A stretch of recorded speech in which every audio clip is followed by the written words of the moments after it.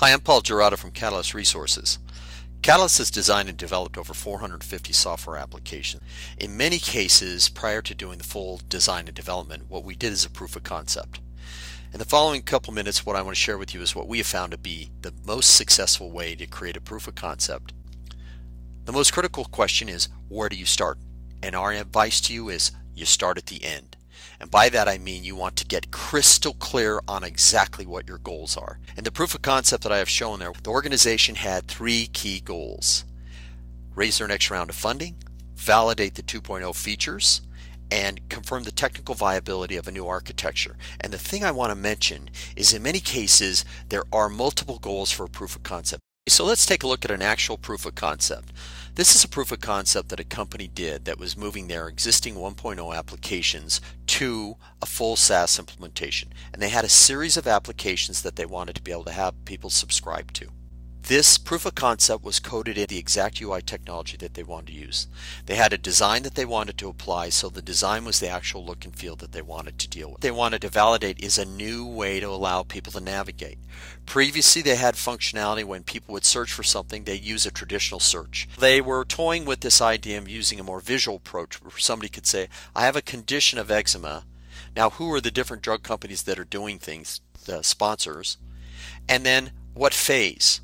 And then based on that sort of visual selection, then they could look at the results. And when they saw a set of results on trials, typically what they wanted to do is they wanted to look at a couple of them, not all of them, compare them, and maybe just look at the details. And then once they got down to the details, in a lot of cases, since they were doing research, they had the ability to add notes into it. What you're looking at is an actual proof of concept. It's a small number of views, it's coded in the exact technology, and they took just a couple of the views to experiment with to validate their new technical architecture. All right, let's take a look at how we actually worked to put together this proof of concept.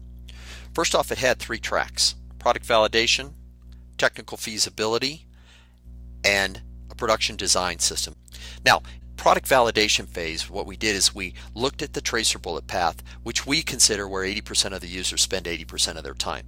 And in the case of this drug trial application, what they had was along that tracer bullet path were four distinct work areas that they wanted to validate. You want to define those work areas clearly, and a key aspect of this is defining, are there mental models that really make sense to use in that area? To give you an example, if you're doing a healthcare application, a commonly understood mental model may be a patient chart. And if people understood the software to be a patient chart, there's a tremendous amount of expertise that they can already leverage. In financial services, an application that was a trading application, if the mental model was a trade ticket, most of the users would have a solid, previously perfected understanding of what you meant by a trade ticket and how to work with it. Now, once you define these key work areas, you actually want to deal with the look and feel. The look and feel is the actual interaction and the navigation that you want to see. A key part of it is when you do that, you don't want it to be throwaway. You want it to be the basis for a modular design system which consists of panels of reusable functionality. From a technical validation, only need a couple of screens, but they need to be fully integrated from the UI all the way to the data services to the data object so that you can confirm that entire front to back architecture. If you've got a proof of concept that you need to complete, feel free to drop us a line.